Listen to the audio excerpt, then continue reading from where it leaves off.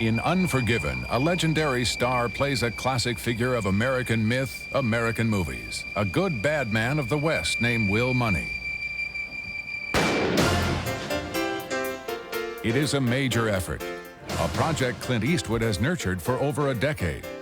He brings to it the authority acquired in 36 starring roles, among them the mysterious stranger of Pale Rider.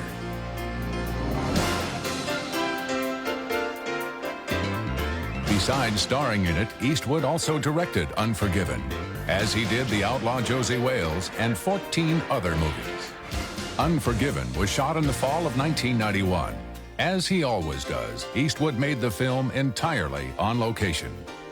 It's in that line of serious work that includes films like Honky Tonk Man. Different, risky, an expression of Eastwood's own interests and values.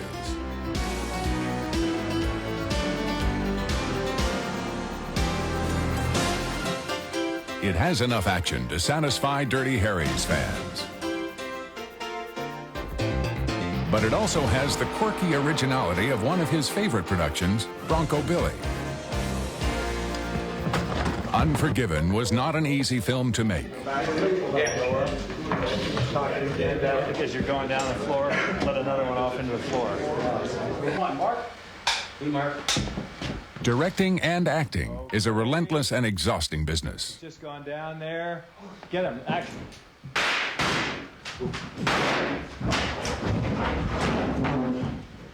Eastwood hints this is the last time he will attempt both roles. Rolling. Action. Okay.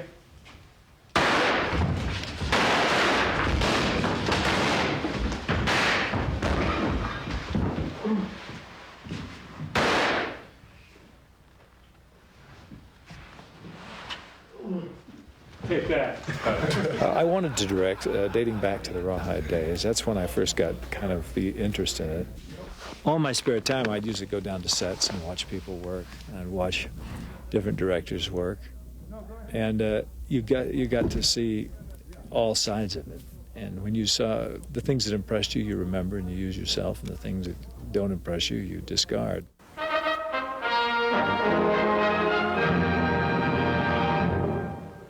It was the beginning of his involvement with Westerns, but he was frustrated by the roles television offered him. He got it on the right hand. He's the one who's lucky. But your luck won't last. The day that bandage comes off. When's that going to be, Doc? Well, it'll take at least a week. The doc says a week, huh? Well, I'm not a bloodthirsty man, Mr. Maverick. I'll give you till Monday. Your hand better be well by then.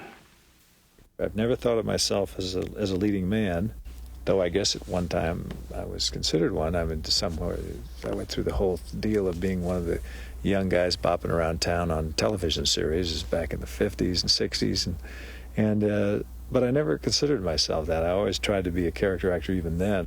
Sergio Leone, an Italian director making westerns in Spain, gave him a great and enigmatic character to play, the man with no name. Visually bold, blackly humorous, these spaghetti westerns reinvented the genre. Their popularity made Eastwood a star. Stardom would eventually guarantee his right to direct. It was Dirty Harry in 1971 that made him a superstar. It established the tough screen image he has never completely escaped. It was the fourth of Eastwood's 5 films with director Don Siegel. Unforgiven is dedicated to him and to Leone. Eastwood's style and working methods owe much to both men. Don was a guy who could get a lot on film with very little in the way of budgets. And by watching him, I tried to grab that. Now, I don't shoot quite as lean as Don, but at the same token, Don was a guy who knew exactly, he had to plan everything, he knew exactly what was going to be shot, and he would do no more. This is Dirty Harry's crucial scene. Though many critics did not realize it at the time, Eastwood is acting, playing a character. I know what you're thinking. Did he fire 6 shots or only 5? Well, to tell you the truth, in all this excitement, I've kind of lost track myself. But Ian, this is a .44 Magnum, the most powerful handgun in the world, and would blow your head clean off. You've got to ask yourself one question. Do I feel lucky?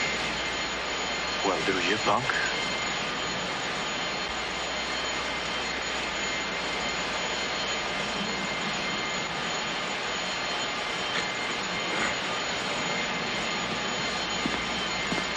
Hey. I got to know.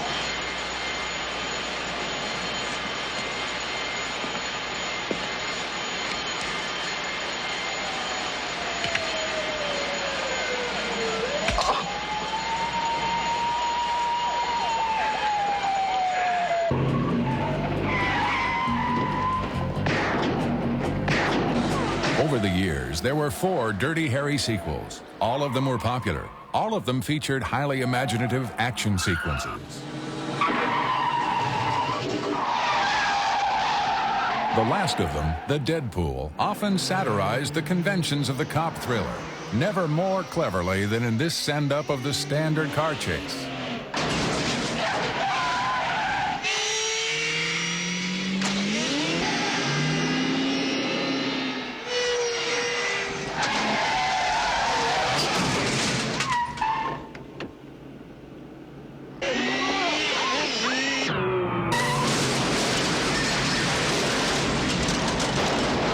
Eastwood admits he's had trouble blasting free of his most famous character. Well, it dogged me for a while, and partly my fault because I did sequels to the project when I found a character that I thought was interesting and somewhat controversial, but I decided to go ahead and do sequels to it. And so that, and some of the subsequent sequels had lines like "Go ahead and make my day" and things that kind of carried on as trademarks for me. But I'm getting, you do get to the point where you say, wait a second, I can only go so far with that character, and I've done a lot of other characters too. I've done a lot of other characters equally successful in other ways. Ladies and gentlemen, Bronco Billy McCoy and his horse, Buster! This is a role and a directorial project he looks back on with great affection. Miss Lily, would you like a blindfold? Oh, no, Bronco Billy, for you most certainly are the finest marksman in all the West. Very well. But I will wear one. Must you, Bronco Billy?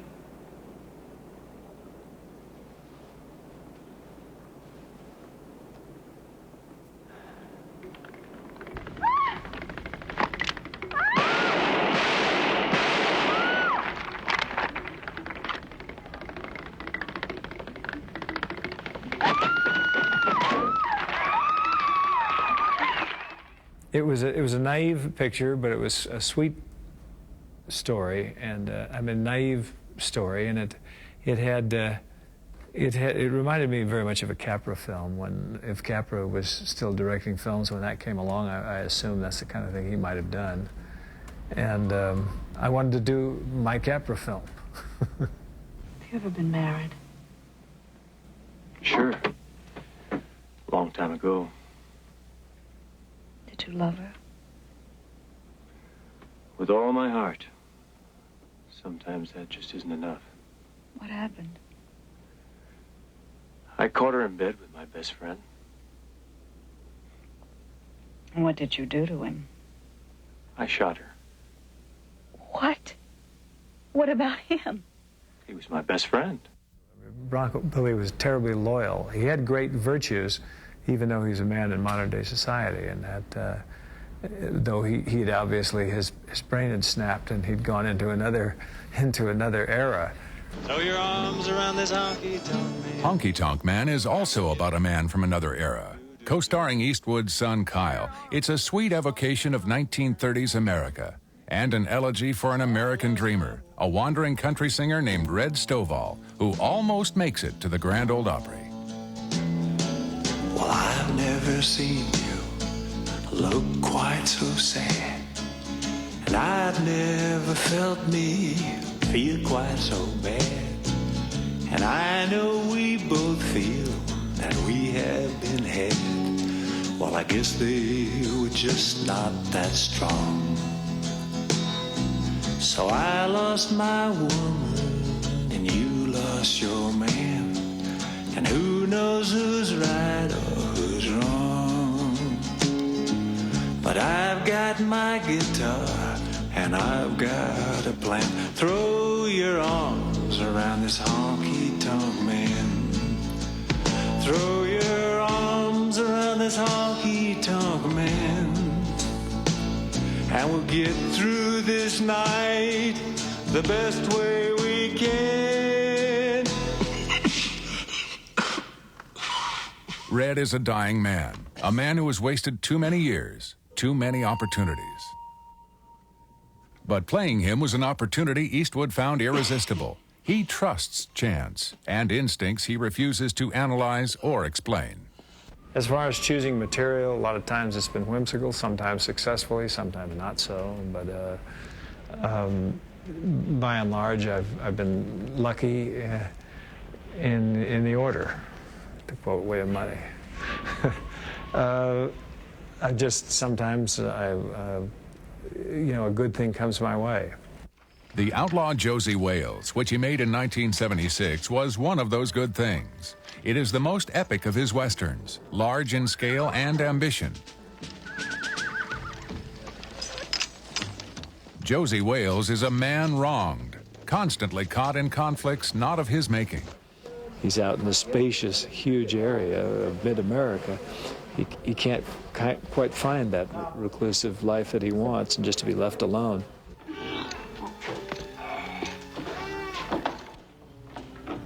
I'm looking for Josie Wales. That'd be me. You're wanted, Wales. You a bounty hunter? Man's got to do something for a living these days. Dying ain't much of a living, boy.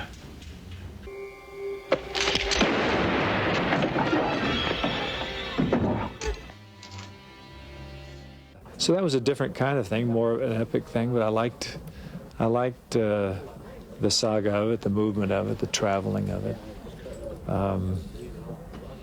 It was one of my favorite films that I've done. Bird is another Eastwood favorite, and another profoundly ambitious film. Reflecting the director's lifelong passion for modern jazz, it is the biography of the great performer-composer Charlie Parker.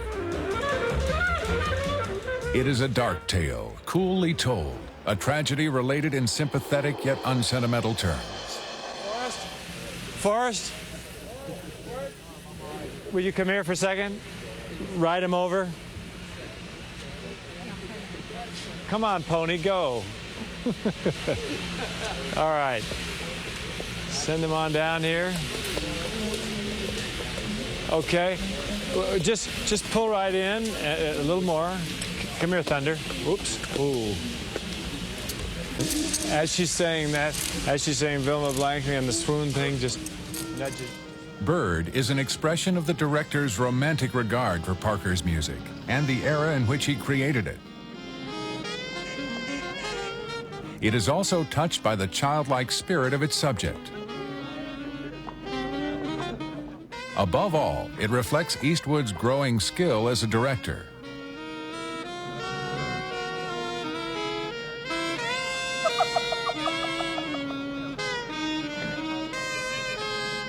There was nothing accidental about Eastwood's involvement with Bird. He lavished care and years of development on the project. In that sense, it prefigures the mature filmmaking gifts and patient spirit he brought to Unforgiven. Because it's about a guy who's been somewhat retired from what he did for some time and then goes back to it, I thought that age would be a benefit to that particular character rather than so I didn't think there was any problem with it. It was something I could sit on a bank, and I kind of hung on to it like a nice little gold watch and rubbed it or something. It was nice and kind of a nice feeling to know that I had it back there.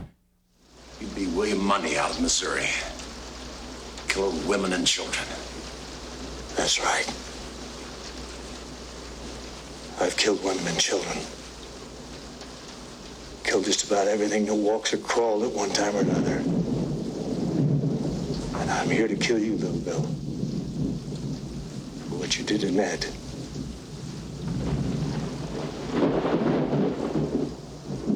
For boys better move away. Unforgiven is finally less a study in violence than an ironic meditation on its costs.